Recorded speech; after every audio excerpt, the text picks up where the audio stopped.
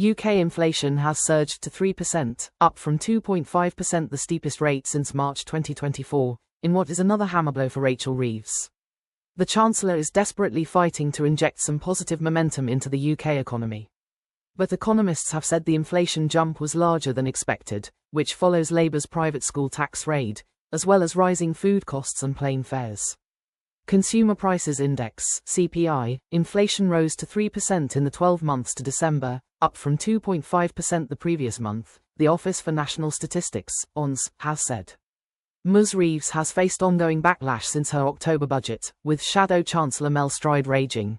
Today's inflation figures mean further pain for family finances, and it's thanks to the Labour Chancellor's record tax hikes and inflation-busting pay rises. Labour were warned that their tax spending and borrowing spree would drive up inflation. It means higher prices in the shops and interest rates staying higher for longer, causing mortgage misery for millions. This Chancellor is out of her depth, and we're all paying the price. ONS chief economist Grant Fitzner said, "Inflation increased sharply this month to its highest annual rate since March last year.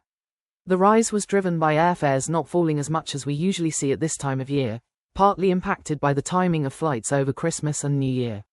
This was the weakest January dip since 2020. Ms. Reeves has responded to the figures, saying, "Getting more money in people's pockets is my number one mission. Since the election, we've seen year-on-year wages after inflation growing at their fastest rate, worth an extra £1,000 a year on average, but I know that millions of families are still struggling to make ends meet. That's why we're going further and faster to deliver economic growth.